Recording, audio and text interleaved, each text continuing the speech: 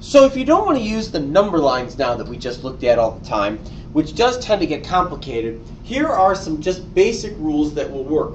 Now the one thing we have to remember that we did see on the number lines that you're going to have to do all the time is we always get rid of subtraction.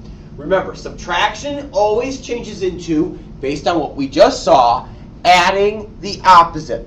So the subtraction sign is going to change into addition, and whatever the number is right after it is going to change its sign.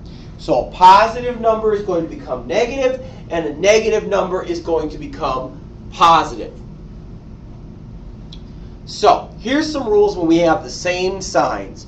When we have the same signs, doesn't matter if we're talking about two positives or two negatives, and remember, we're only talking about addition now because we get rid of subtraction. When I have numbers with the same signs, I'm going to add those two numbers together. Don't worry about the signs, just add them together. And then, whatever signs are in the problem, I'm going to apply to the result. So look at the sample that's on the screen. -2 minus 3. All right, remember, we've got to change subtraction first. So what I do is I get rid of the subtraction sign, it changes into addition, and then whatever number is right after it changes its sign. So positive numbers become negative and negative numbers become positive.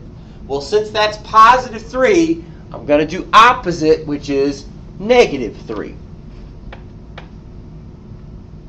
So I've got -2 plus -3 now. Well, -2 and -3 now have the same sign, so it fits in that rule. So again, what I'm going to do is I'm going to forget the signs and just add up 2 and 3. We know it, 2 and 3 makes 5. And now get the signs. Whatever the signs are in the problem gets stuck on the answer. So if I have two positives, the answer's got to be positive. If I have two negatives, the answer's going to be negative. Now, if you're sitting there right now and saying to yourself, wait a minute, I thought a negative and a negative made a positive. You're ahead of me. You're thinking multiplication. Remember, we're talking adding right now. All right? Since both these are negative, my answer has to be negative. So it's not just 5 for my final answer. It's -5. So that takes care of the same signs. Now let's take care of different signs. When we have different signs, even though we spend all this time getting rid of subtraction, what I'm going to do is subtract the numbers, big minus small. And again, I'm going to forget about the signs. I'm just going to do big minus small.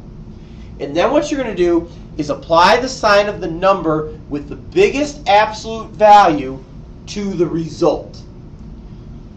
So let's make our changes here. -4 minus -6.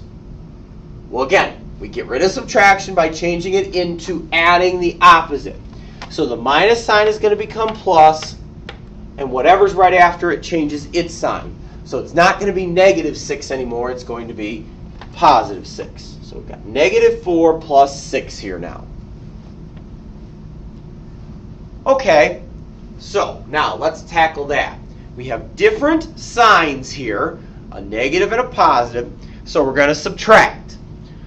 Subtract, again, forget the signs, just subtract big minus small. So I'm going to do 6 minus 4, which is 2.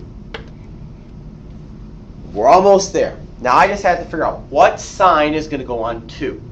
What you want to do now is look at your two numbers here, -4 and 6. Which one has the biggest absolute value? Remember, absolute value is how far a number is from 0 on the number line. All right, well, this would be 6 jumps away from 0, but this is only 4 jumps away from 0. So this has the bigger absolute value. Since this has the bigger absolute value, you're going to take its sign and stick it on the answer. So since this is positive, my answer has to be positive. And -4 plus 6 makes +2.